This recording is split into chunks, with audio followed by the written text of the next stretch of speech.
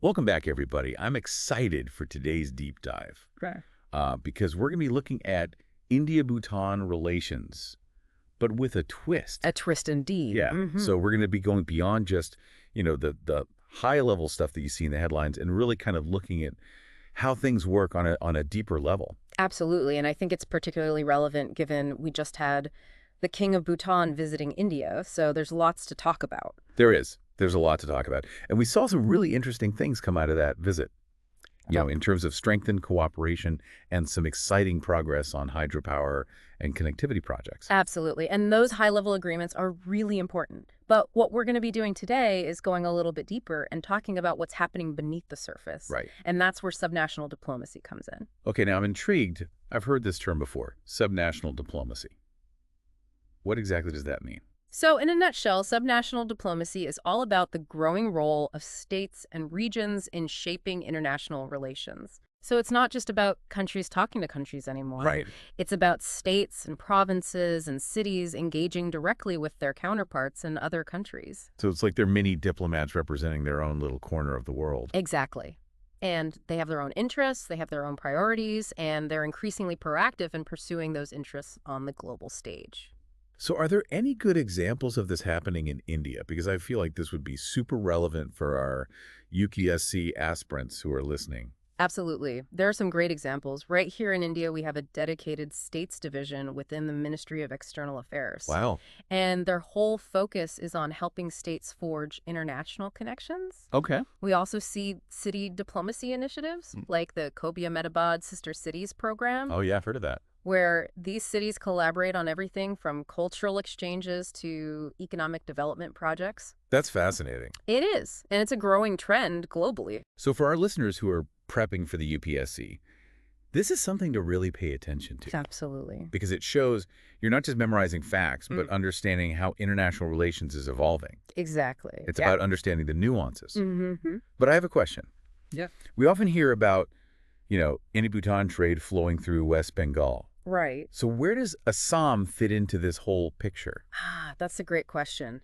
And it's particularly relevant to our discussion today because while West Bengal has been the traditional route for trade, Assam holds immense potential to become a key player in India-Bhutan relations. I see. Its geographical proximity, the shared cultural heritage, and Assam's own wealth of natural resources make it a natural gateway for stronger ties. Okay, so it's not just about existing connections. No. It's about recognizing the potential for something even bigger. Exactly. Right. And that's what we're going to be exploring today. I love it. So before we get into the specifics, Yeah. could you elaborate a little bit on why Assam is so strategically important in this relationship? Why Assam and not just, sticking with the existing routes through West Bengal?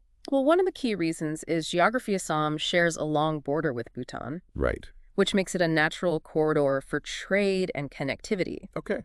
Plus, think about the resources. Assam has tea oil, johar rice, the famous Bhut Jolokia chili. Oh, yeah. All of these hold potential as exports to Bhutan. So we're kind of hinting at a potential shift here. Mm-hmm. Could we see Assam taking on a more prominent role in India-Bhutan trade and cooperation? Absolutely. There are so many untapped opportunities waiting to be explored. This is why I love these deep dives. We get to uncover these little nuggets of information that often get missed in the broader narratives. I agree. And for our UPSC folks thinking about how this ties into those tricky questions about economic geography and international relations. Yes, exactly. You have to be able to connect the dots, Mm-hmm. see the bigger picture.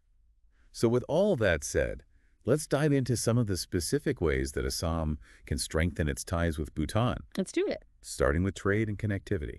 Okay, so one of the critical aspects here is the development of more integrated check posts, or ICPs as they're known. Okay. These are essentially one-stop shops for all the border formalities. Right. They simplify the movement of goods and people between the two countries. So it's like streamlining the whole process. Exactly. And the recent inauguration of the ICP at Duranga in Assam is a great example. For our UPSC folks, jot that down. Duranga ICP, prime example of how infrastructure development can directly impact bilateral relations. Absolutely. And beyond ICPs, there's also potential for developing new rail links, Okay. like the Kokartar-Jellaphu and Banarhat-Samse lines. These could revolutionize trade and tourism between Assam and Bhutan. Imagine the economic impact, Huge. the social impact, seamless rail connectivity. This is the kind of specific knowledge that sets apart those high-scoring answers in the UPSC. Absolutely. Knowing your stuff. But let's broaden our horizons a bit. Yeah. What other avenues for collaboration are you seeing beyond just trade and connectivity? Well, one area where there's immense potential is energy cooperation. Oh. Bhutan is a hydropower powerhouse. Right. In fact, hydropower contributes a whopping 63% to Bhutan's GDP. Wow, that's a lot. It is. Meanwhile, Assam's energy demands are constantly growing. Makes sense. So this presents a fantastic opportunity for long-term power purchase agreements between Assam and Bhutanese hydroelectric companies. So it's a win-win. Exactly. Bhutan gets to utilize its hydropower potential, and Assam gets a stable and sustainable source of energy. I love how international relations is all about finding those win-win solutions. Me too. It's like a puzzle where all the pieces fit together.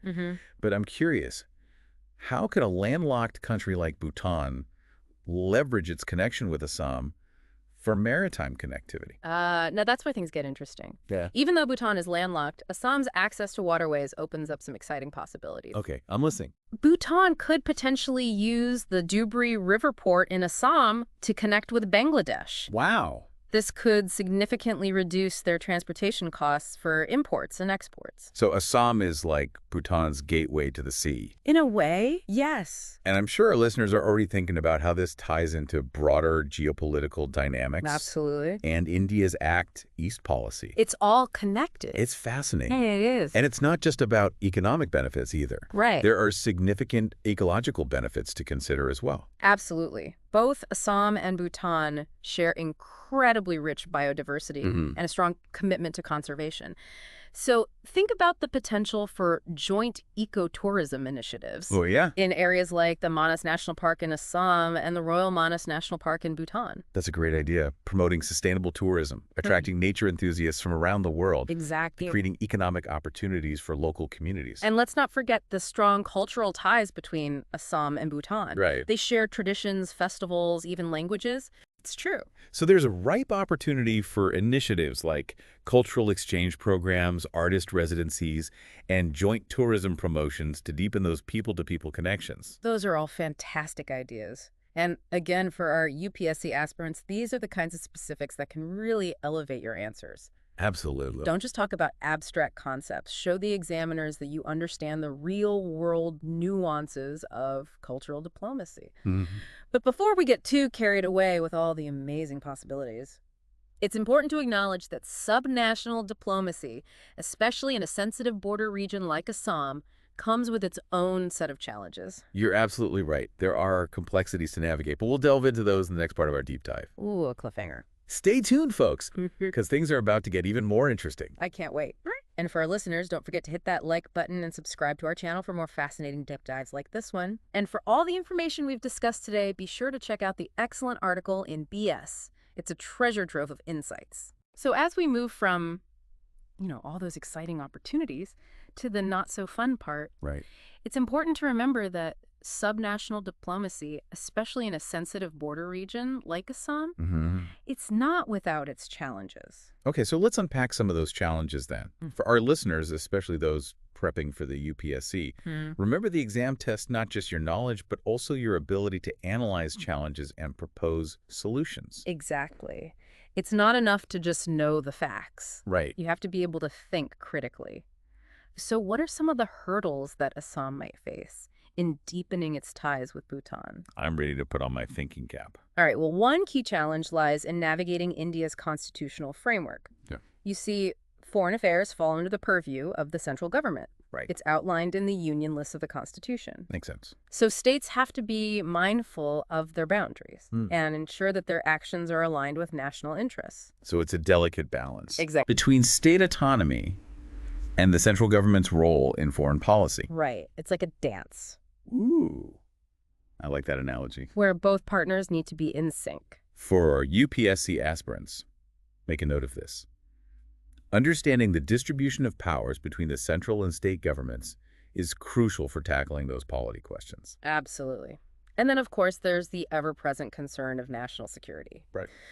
Given Assam's strategic location, Any collaboration with a neighboring country needs careful consideration Hmm. from a security standpoint. Of course. I mean, we have to think about border security preventing illegal activities, Mhm. making sure these collaborations don't compromise national interest. Exactly. It's about being cautious without stifling the potential for positive engagement. Finding that sweet spot. Yes. And another layer of complexity is the potential for external influence on local governments. Well, that's a good point.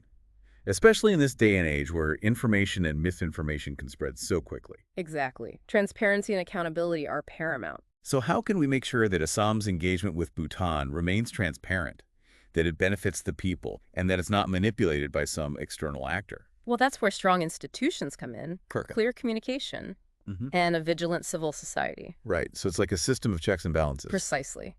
It's about making sure that subnational diplomacy serves the interests of the people it's meant to benefit.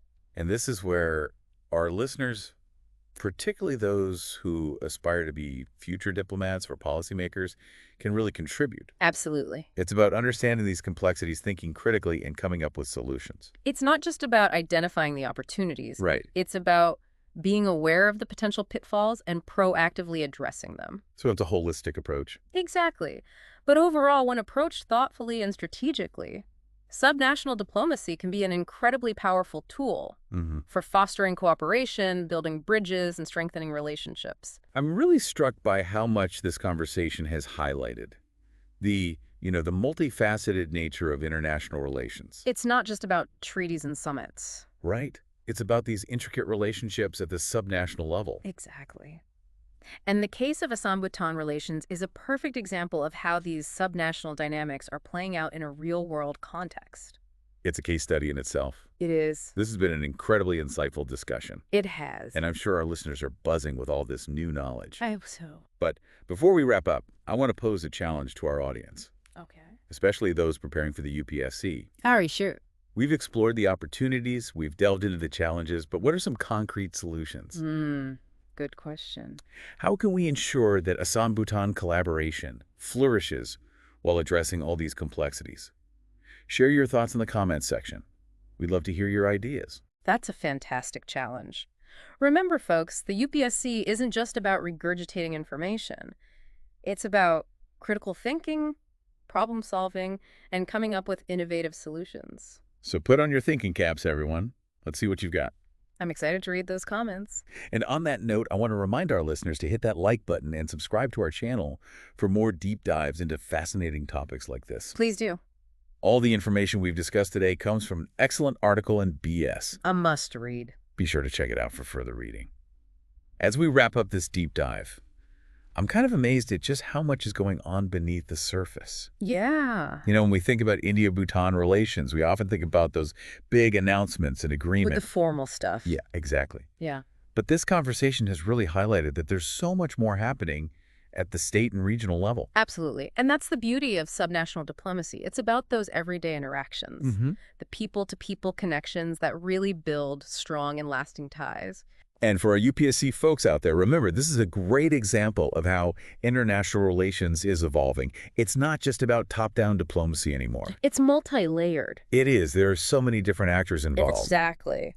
And for those of you aiming for those high marks in the UPSC, being able to demonstrate that you understand these nuances, that you can connect those dots, Right. that's what sets you apart. So as we conclude our deep dive, I want to leave our listeners with one final thought. Okay, I'm all ears. We've explored the opportunities, we've dissected the challenges, but what's next? That's the million-dollar question. It is. How can we, as engaged citizens, contribute to fostering stronger and more meaningful ties between Assam and Bhutan? You know, it's not just about waiting for governments to take action. It's Totally. about all of us doing our part. So what can we do? Give us some ideas. Well, for starters, we can support local businesses that are engaged in cross-border trade. Okay, makes sense. We can advocate for sustainable tourism initiatives. We can educate ourselves about Bhutanese culture and share that knowledge with others. It's those little things that add up. They really do.